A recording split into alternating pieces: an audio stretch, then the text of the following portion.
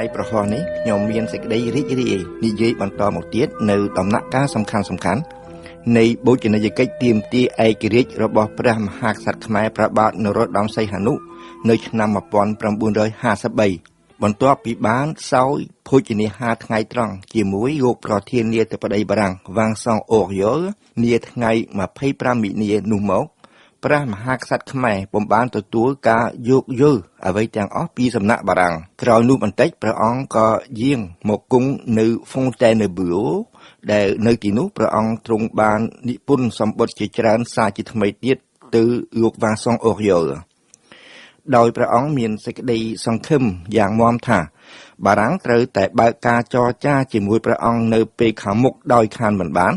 ព្រះអង្គក៏ទ្រង់យាងមកគង់នៅទីក្រុងប៉ារីតែម្ដងគឺនៅសន្តាគារ Crillon ជាមួយអ្នកអមដំណើររបស់ព្រះអង្គ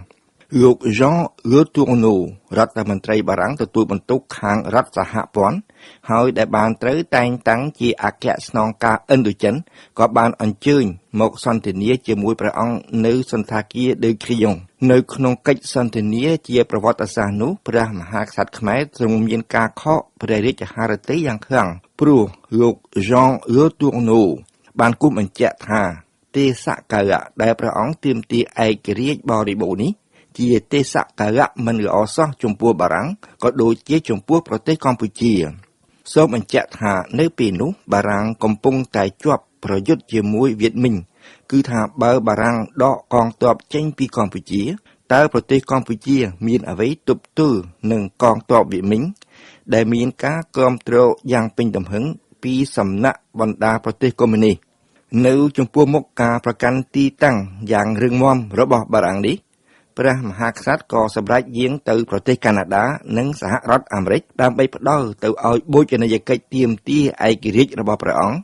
នៅទ្រង់ទ្រាយមួយដែលមានលក្ខណៈអន្តរជាតិបន្ទាប់ពីបានដឹងពីសេចក្តីសម្រេចនេះរបស់ព្រះមហាក្សត្រខ្មែរលោក Jean Le Tourneau មានការបារម្ភយ៉ាងខ្លាំងព្រោះមិនដឹងថាតើព្រះមហាក្សត្រខ្មែរព្រះបាទនរោត្តមសីហនុមានយុទ្ធសាស្ត្របែបណា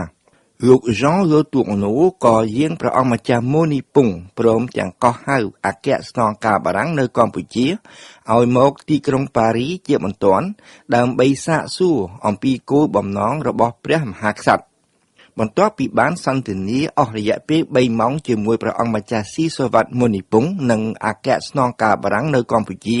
លោក Jean Le Tourneau ក៏បានផ្ដាំផ្ញើទៅព្រះមហាក្សត្រខ្មែរថាឲ្យមានការប្រយ័ត្នប្រយែងព្រោះថាបើមានបញ្ហាអ្វីព្រះអង្គអាចនឹងបាត់បង់រាជសម្បត្តិតែម្ដង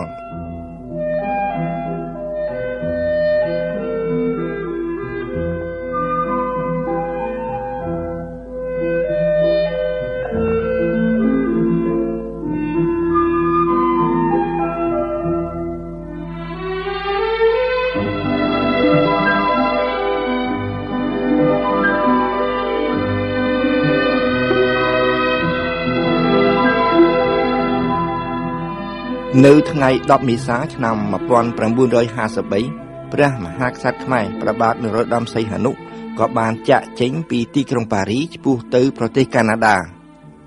នៅពេលដែលព្រះអង្គមកដល់ប្រទេសកាណាដាព្រះបាទនរោត្តមសីហនុទ្រង់ថ្លែងតាមរយៈវិទ្យុកាណាដាថាបញ្ហាចលនាកុម្មុយនីសនៅឥណ្ឌាចិនមិនមែនជាបញ្ហាសំខាន់នៅកម្ពុជាដូចជានៅប្រទេសវៀតណាមទេពីព្រោះប្រជាជនខ្មែរជាអ្នកកាន់លទ្ធិពុទ្ធសាសនា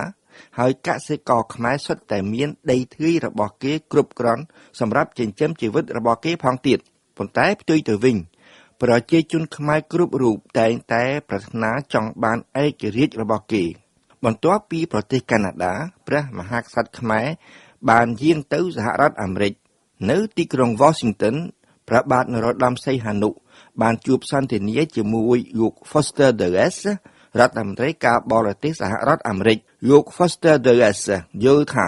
បារាំងគួរតែផ្ដល់ឯករាជ្យបរិបូរណ៍ទៅឲ្យប្រទេសអាណានិគមរបស់គេយ៉ាងឆាប់រហ័សដែរប៉ុន្តែលោករដ្ឋមន្ត្រីការបរទេសអាមេរិកក៏បានគូសបញ្ជាក់ផងដែរថា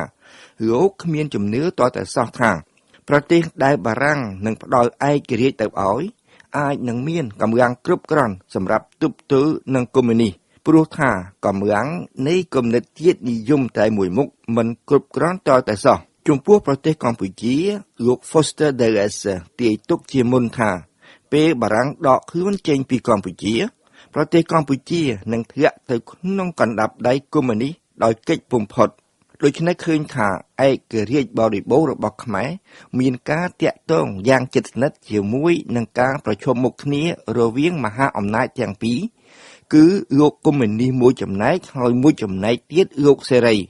អង្គការវៀតមិញមានការគាំទ្រយ៉ាងរឹងមាំពីសំណាក់លោកកុម្មុយនីស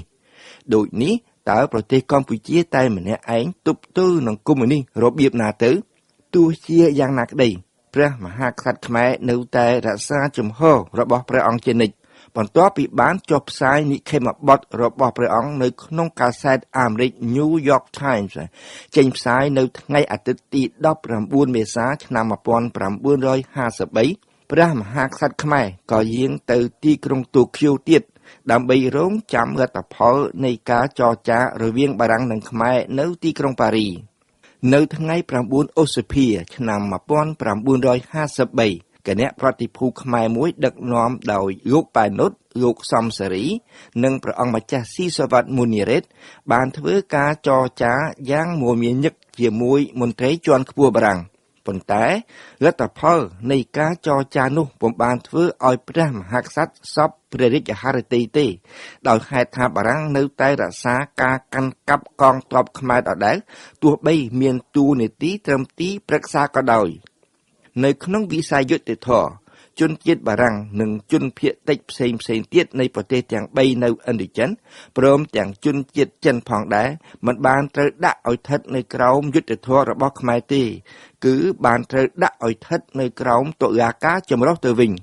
ខាងផ្នែករូបិយវត្ថុមានបញ្ហាជាច្រើនដែលខ្មែរពុំអាចទទួលយកបានដោយមិនសពព្រះរាជហឫទ័យនឹងកិច្ចចរចាថ្ងៃ9ឧសភានៅទីក្រុងប៉ារីព្រះមហាក្សត្រខ្មែរក៏ទ្រង់សម្រេចធ្វើការទាមទារឯករាជ្យបរិបូរណ៍បន្តមកទៀតជាពិសេសនៅក្នុងទ្រង់ទ្រាយមួយដ៏ធំតែម្ដងខ្ញុំសូមស្ទះត្រង់នេះសិនចុះហើយនៅសប្តាហ៍ក្រោយខ្ញុំនឹងនិយាយរៀបរាប់អំពីដំណើរការទាមទារឯករាជ្យនេះបន្តមកទៀត